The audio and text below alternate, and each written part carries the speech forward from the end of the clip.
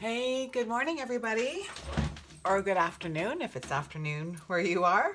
I'm going to do a video today about my favorite spread that I enjoy doing, and that is the Pentacle Spread. And the Pentacle Spread is a spread that I learned to do and got out of this book, which is Tarot Interactions. This is probably one of my favorite books. It's certainly the book that kind of took my reading to the next level for me and made a significant difference in my understanding on how a spread works together, how cards interact together, just like it says on here. As you can see, I've got it well tabbed with a multitude of places that I refer to on a frequent basis. She goes into quite in depth. You can see she talks about how cards interact together. And this was the book that I got the information about how to even read two cards in tandem in a spot in a spread. So I highly, highly recommend this book. It's a great read. It's very involved. There's a lot of content in there and a lot of great information. So I highly recommend it. This is probably, I would say, one of my favorite and best books, and I refer to it all the time. So today I'm going to be using the Victorian Romantic Tarot in my reading, just because I love this deck so much. It's one of my favorites, and it's one that I use frequently, probably every day. I would say I'm using this deck, and I use it with clients all the time. So it's a great deck to read from. I find it easy to read, and I find that it really gives some great readings, particularly as it relates to relationships and romance. So I'm going to do a reading for myself today. I'm just curious about kind of what's happening, where things are going with my business. Now, I don't always rifle shuffle. I'm not very good at it, so bear with me, especially since I'm doing this with my arms around a camera tripod. But this deck rifle shuffles really easily, so I usually don't have too much trouble with that. Okay, so let's finish up where we feel that it might be, probably about right. Sometimes I split the deck, sometimes I don't. If I'm reading for clients, usually if I'm reading for clients, what I do is I do spread the cards out like this, and I have them choose 12 cards, one on top of the other, and then I will pull from there. I know a lot of people will just shuffle and then they will lay them out. I do that for myself if I'm doing a reading. I'll do that if I'm doing a reading that's over Skype or video. But if I'm in front of someone, I always have them pick the cards out. But today, I don't with this deck read cards upside down. I do with the Rider-Waite-Smith. I know it's crazy. There's certain decks that I have that I read upside down, and there's certain ones that I don't. And a lot of it, for me, has to do with the imagery of the card. So, as you can see, I laid the cards out in a pentacle pattern. Here, here, here, here, here, and then one in the center. So you have a total of 6. So it actually is a pentacle. Things are kind of squished in right now, but you can kind of see that these are all the points, the 5 points. So you go in, down, here, here, here, here, here, here, and then I repeat. Sorry, my magician's upside down. Here, here, here, here, here, here. And then that is the full spread that I've come out. So you can see that I'm essentially reading 2 cards in each position. And the way in which she has it set up for this particular reading that I use, which is out of the Tarot Interactions book. And I wonder if I can find where she, I can show you. Oh, where it is in here. I may not be able to pick it out right away. That's, yeah, this is the Vitruvian Man layout. So that's what she calls it, the Vitruvian Man layout. So as you can see, it's based on this Da Vinci's Vitruvian image.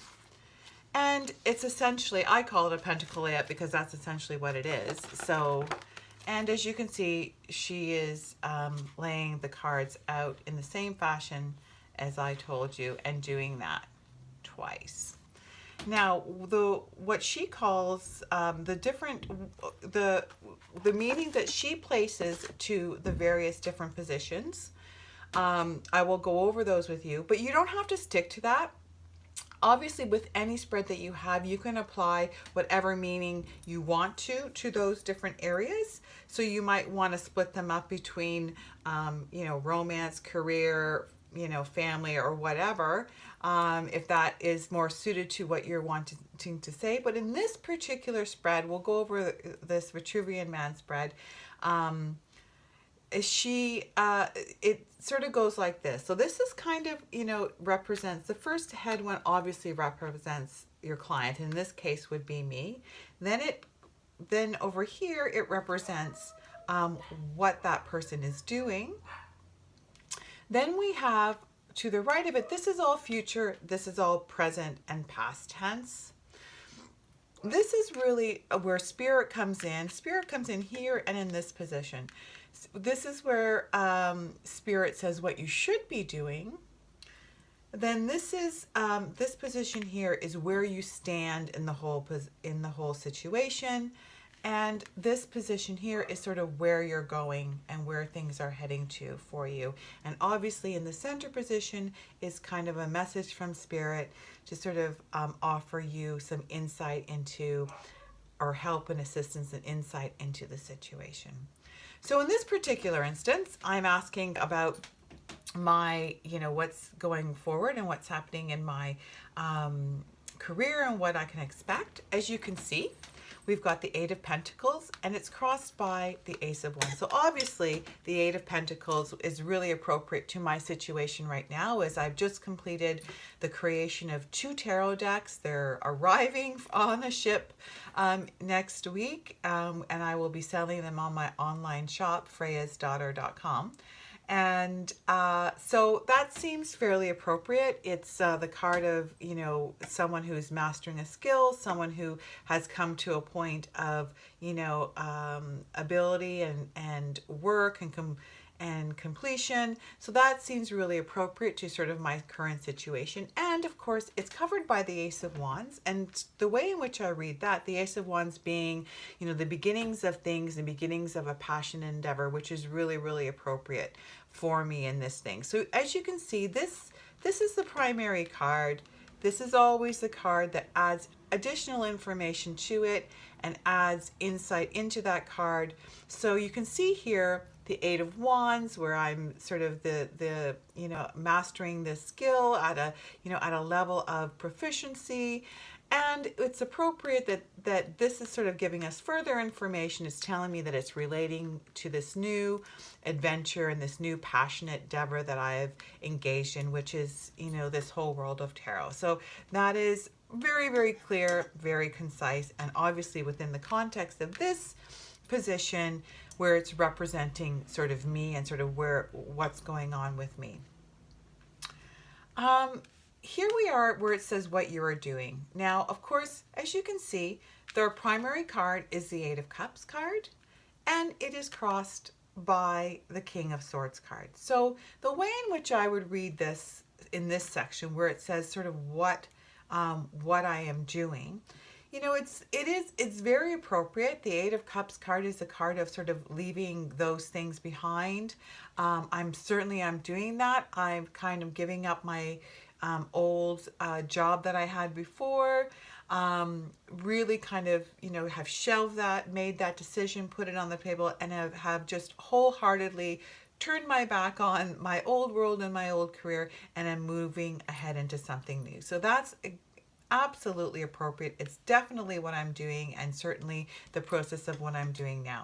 As you can see, it's crossed by the King of Swords, which is for me can either be a person, or it can, have be something to do with an aspect of self. Um, in this instance, particularly when you are also reading for yourself, it's easier oftentimes to kind of gain insight and understanding into things. There's a part of me that kind of, when I see this and I see that card, I don't necessarily recognize that as an aspect of me per se, but as also this talking about, me sort of leaving behind a lot of the struggles and the worries and the difficulties of a past relationship. So I recognize this individual very, very much when he comes up as the King of Swords. And walking away from that is a very, very clear indication, which is also interesting because, this sort of venture with me doing tarot has been really helpful over the winter and the spring, and now to really get my mind off of things and to move forward. So that is a very appropriate together. So as you can see how it provides further information. So you're getting the primary card, which is saying something, and then you're getting the second card as it comes over it, really offering you further information to what maybe what is sort of the cause, in this case, the cause or an aspect of that card that is having influence. Then when we look over here we have, what you should be doing, which is kind of, I always feel these as sort of a message from Spirit. The Moon card, which is the card of the unknowable, excuse me. And, oftentimes can be a card to sort of talk about, deceptions. And crossed by the Nine of Wands, which is a card of sort of having really kind of struggled very hard to where you've gotten to, sort of really feeling battered by the struggles that you've had, but having sort of gotten to where you're going to be, being successful, but kind of, taking a beating for having gotten there. And for me, this is really a message of, when I read this, I sort of read particularly with the Moon card, because I'm getting into this whole world of reading and tarot, especially whenever I see, the High Priestess come up and the Moon card come up, they oftentimes are representative for me of the mystical. I'm a witch. I have a great connection with the goddess. The Moon is very much a goddess card for me. And for me, this sort of really reads about, kind of a message from Spirit to me, really indicating that I'm moving now into something more mystical and magical, that I'm a world of the unknown, a world that is the land of the moon, so to speak. And of course, it's covered by the Nine of Wands, so it's really telling me that this is not going to be an easy road. It's going to have certainly a lot of difficulties and challenges, as you can see with the Nine of Wands, but I will be successful in that endeavor. But not to expect it to be handed to me on a silver platter with no struggles to get there. So I definitely read sort of being in this sort of world of the spiritual and the mystical and the magical as a difficult road regardless. So that makes absolute perfect sense, and it's a great message from Spirit to sort of remind me that this is not an easy task that I'm taking on. Then when we go over here, this is where I kind of stand in this situation. And oftentimes these are there's a similarity in those. Again, as I see here, we have the Knight of Wands. And I really read that as representing of me, as me being that Knight of Wands who's taking the reins, getting on my horse, going out into the kingdom to find that holy grail, which is this new business that I'm doing. That is definitely reading sort of that energy of where I am at this moment. I'm really working hard for that. And of course, again, we see, this idea of leaving things behind kind of being mirrored here as with the Eight of Cups. So you can see this is in relationship to this. This is me kind of really, moving away from, the hurts and the pains and the struggles of the past. And so when I read these ones with the two cards together, I really can tell that this night, and in this case would be indicative of me, is very, very motivated by the struggles and the pains of the past. And that is really the underpinnings here that is causing me to kind of go towards something that is feeds me, that is is my passion, and is something that I want to pursue, to get away from those things that were not as I wasn't as happy with in the past. And then I'm going to read over here now, and this is where we're looking into the future. This is really the thing where we're seeing an insight into what's happening into the future. And what you can see is the Nine of Cups. And the Nine of Cups, sort of that, to me, is a real indication that this endeavor and the work and the effort that I'm going to be doing. Excuse the dogs, they're barking. I'm going to close that door.